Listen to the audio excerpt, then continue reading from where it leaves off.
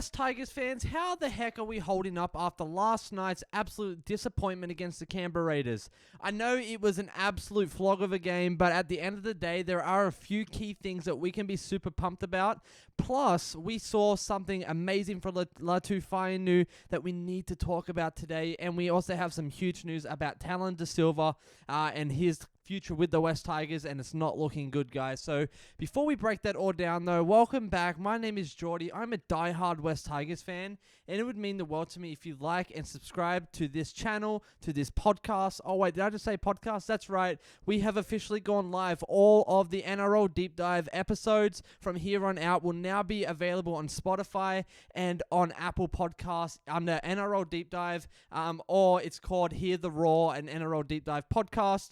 So if you are one that likes to listen to footy talk on the way to work, on a walk, on a run, while lifting, while doing whatever you do, you can now access all of this stuff exclusively either on YouTube and or on Apple Podcasts and Spotify as well. And make sure if you do that you follow, you like, you hit the notification bell, and most importantly, leave a review and share it with your friends.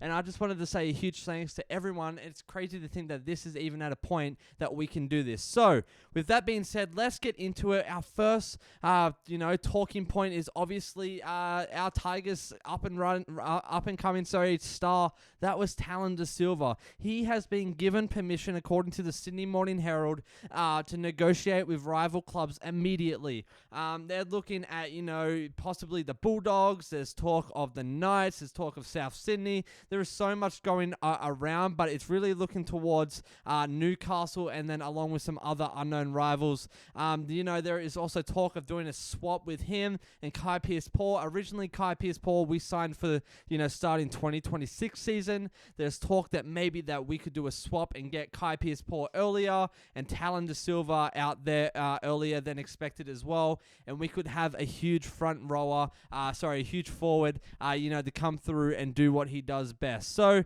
this has been something that, we've been talking about for a while, Tigers fans, and I need to know how you're feeling that it's officially out.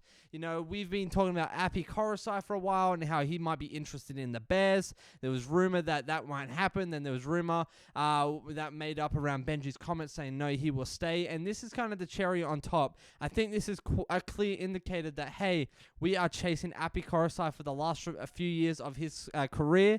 And Tallyn Da Silva wants to do what's best for his career and his future. And honestly, I am all for that. I know he's a great player, and yes, he brings a lot to this team when he's on the field, but at the end of the day, he's still so young, and if he wants more minutes, and if he wants to develop as a player, maybe going somewhere else is the best option for him. Yes, it hurts, and yes, it stings us Tigers fans, but at the end of the day, this is his choice in his life, and I'm just so happy he's doing it now, and not like the man who shall remain nameless did a few months back, and it's just, it took me by surprise because I was, seeing him on the team list, thought maybe, just maybe, we are looking at giving him more minutes because Appy was leaving, but I think it is quite the opposite now. So what are your thoughts on all of this? Do you think this is a right call for young Tallyn, or do you think, this is a silly call? Are you excited to possibly get Kai Pearce-Paul earlier?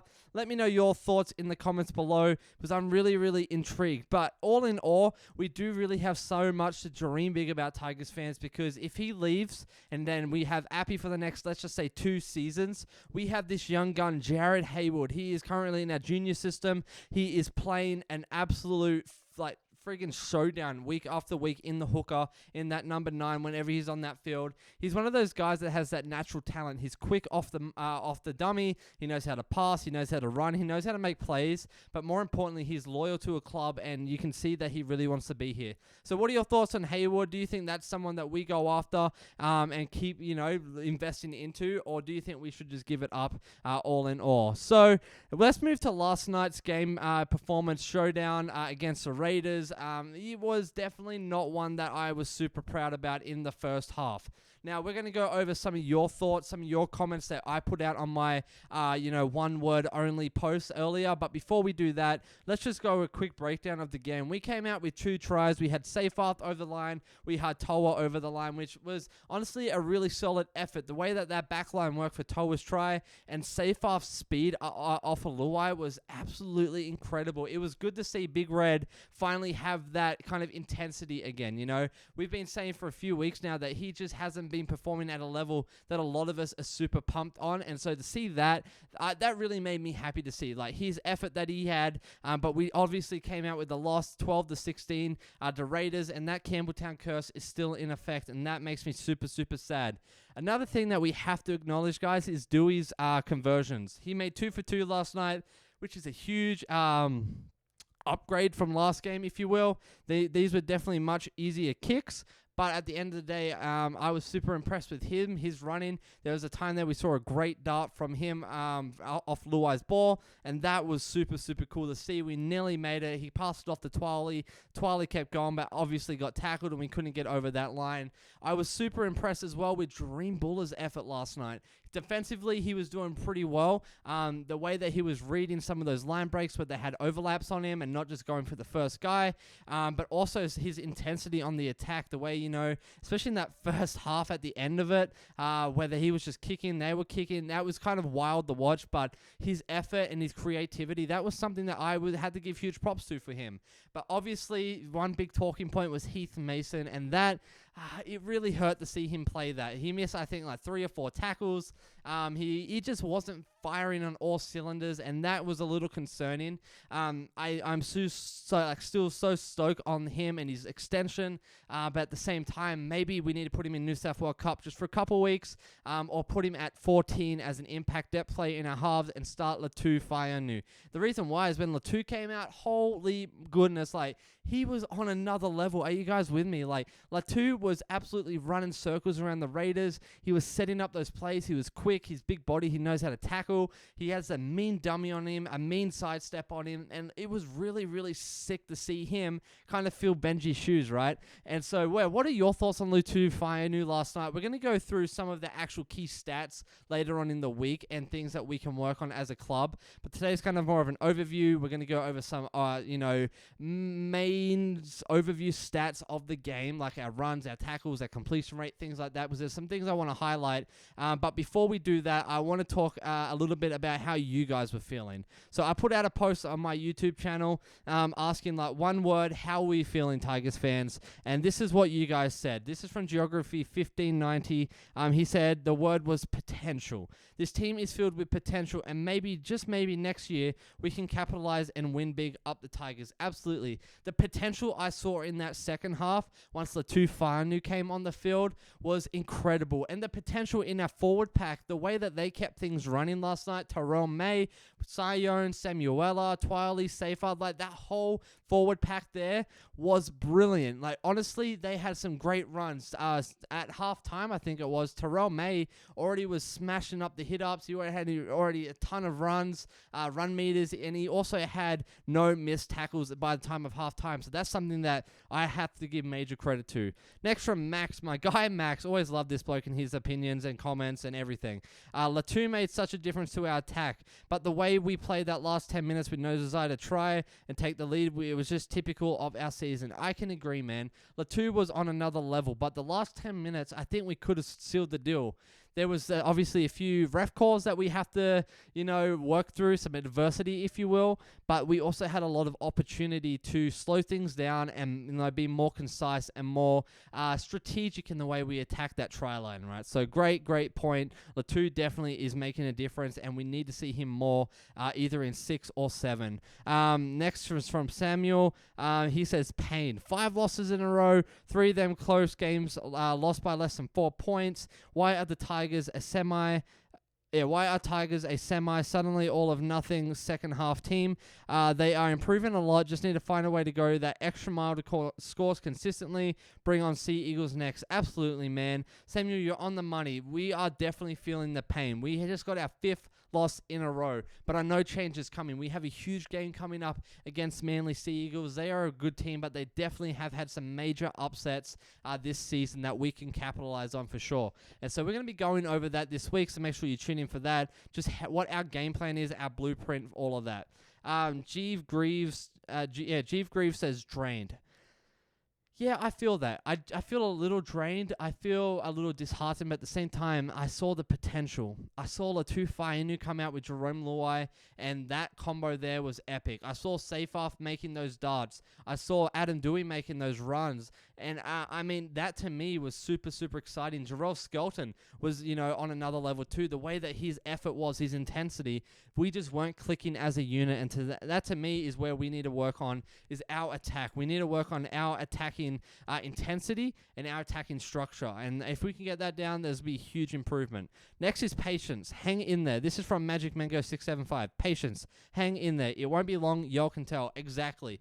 This is like, watching something great unfold. There has to be some trial and error, and we are in that trial and error phase right now. But when things click, oh my goodness, Tigers fans, we are going to be the team that people want to be around.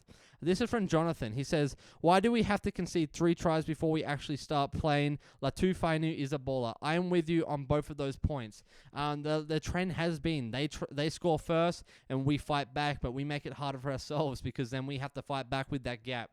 And I agree, Latu Fainu, he is a baller. He's someone that I think we need to throw 5, 6, 7 years and a lot of money at and develop him as a young 5'8" or halfback because holy smokes does he know how to play footy.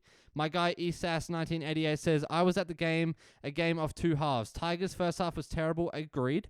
Didn't get the dub, but the boys finished strong. I agree, man. The boys did finish strong for the most part. There was definitely moments we could have done better, we should have capitalized on. But all in all, our fight in that second half was something to be proud of as a club, and that's why I love this team, is we don't give up. Even if we don't fully give 110%, we don't give up, and that to me is a true testament to why I follow this team.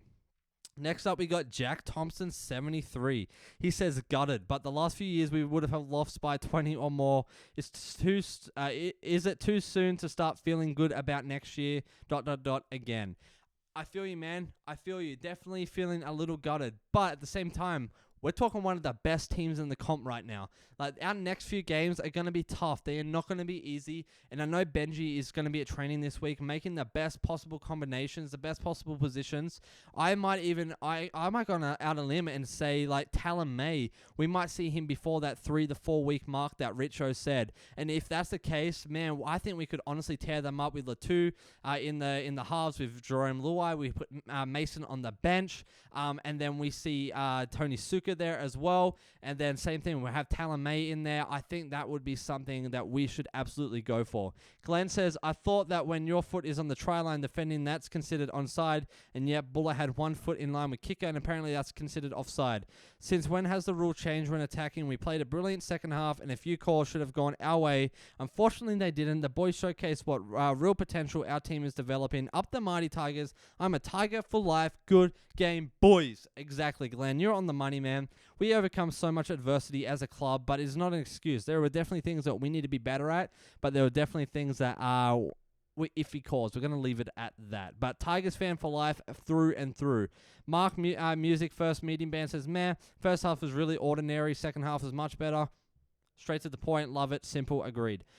Daz Gabowski 348 says 0 wins out of 4 games at Campbelltown Stadium this year. Forgive my French, but we are effing cursed at the stadium. One word, and you can read the rest. But I agree, man. That Campbelltown curse is really, really starting to hurt. It's really, really, kicking us in the butt this year, and things have to change. I'm ready for all this new Leichhardt talk, all the new stadium there. I'm ready for that. Something different to play at our actual home turf. But for now, we got to keep grinding. We got to make something happen, guys. And then of last on here for right now is Monkey Merchant. My guy, Monkey Merchant, man, he says frustrated. The talent is there. The combos work. The chemistry is building. That's the key, man. Chemistry. He also goes on to say, what's missing? Consistency to move as a unit. It feels like 3 steps forward, 1 step back every game. Yes, they are progressing. We are seeing it in real time. But there's a piece that hasn't been added or hasn't clicked. I feel like there's a trust issue in the heat of the moment. Yes, the boys believe in each other, but when the moment arrives, they haven't fully developed that. 100% trusting each other, that each man will play their role, and this forces some of their players to overplay their hand and try and force something to happen. Dude, Monkey Merchant, you are on the money, my guy. And yeah, honestly, it's going to come with time. That, chemistry, that consistency, and that trust, that comes with time. And yeah, that's something that we have to build on. And we've had so much change this season. We've had injuries, we've had new signings, we've had signings out, like trades, we've had people leave, we've had drama, for no kidding, we've had a lot of crap this season as a club. And so this is something that we are working on, and you can see it. The talent there's, like you said, it's just a mentality thing, it's a consistency thing that we have to be better at. So as we wrap up this episode, guys, I just want to take a quick look at the possession stats, the completion rate, a few of these things, because I found something super interesting. Our possession, we had possession 54% of the time, yet, we couldn't make anything happen really in that first half. And that to me is a little concerning. And that honestly solidifies our, take on that, hey, consistency and mentality is our issue right now, because we definitely know how to hold the footy, we know how to keep the footy, we know how to run the footy, but we can't commit to putting the footy over that freaking try line. Our completion rate was 68%. Theirs was 82%. And that's something that we need to be better at, is completing our sets, completing our plays, and making sure that we actually do something. All runs, we had 189. That was, they only had 163, so we were attacking more. We had 1,800 run meters. They had 1,400. We had 617 post-contact meters. Huge props to Sion, Fanu, Fono, Apole, people like that. They only have 500. We had 4 line breaks. They had 4. We had 46 tackle breaks. We had average set distance was about 40 meters. Kick return meters, 185. These are the things that we need to be focusing on. We know how to run that footy. We have the talent. We know how to make those plays, but we can't finish. We are having a problem being the finisher right now, and actually committing and going through. We're having a problem making these sets completed. So I think what we need to start focusing on is, 1, our mentality and trusting each other, but 2 is our mentality when it comes to finishing on that footy. If we find a gap, we go for it and we back them up. We don't see a whole lot of backing up in the last few games, and that's something that needs to change, especially for people like Buller. In this case, Adam Dewey, which he had Twali. Where was the third person there? And even same thing for staff with Toa, or even the wingers if they made a break. Jerome Luai, for example. Everyone on the field needs to have someone backing them up, and if we can do that, we will see a huge increase in our completion rate. So, West Tigers fans, what are your thoughts on this episode? Let's recap real quick. Tallyn Da Silva, he is most likely going on somewhere else. Talks either we'll be swapping him for Kai Pearce-Paul and getting him immediately, or there's talks that he might be looking at someone like South Sydney, or possibly even the Bulldogs. I've heard loud whispers of that. We all know whose mate is there. And what are your thoughts on that? Do we throw more money at him? Do we say, hey, you do what you do? What are your thoughts on that whole situation? But more importantly, what are your thoughts on last night's game? How do you feel like we did overall? Let's focus on the positive, because obviously we all know the negative, right? Everyone's talking about the negative, the media, the critics, everyone. So we need to focus on the positive, because there really was so much good that came out of last night, and there's so much improvement that's happening. And especially once our guy Latu Fainu came on the field, man alive, did we see something special. So yeah, thanks for tuning into this episode. Again, if you're new here, thanks for being here. Make sure you like, follow, subscribe, do all the things no matter where you're listening from. And yeah, for my regulars, if you want to listen to the episodes when you're driving, walking, whatever, and don't want to pull up YouTube, I'll put the link in the description below for the podcast on Spotify and Apple. That is Hear the Raw and NRL Deep Dive podcast, and the same things that I uploaded here will be there. And what do you guys think of Fan Friday with our guy Pies and Tigers? I just got off a Zoom call yesterday with another gentleman, all the good stuff. He's going to be on next Friday, and so if you want to be part of that, let me know in the comments and we'll get a time set up. But as always, you guys take it easy, and thank you for being here. Take care of yourself, and I'll see you in the next episode.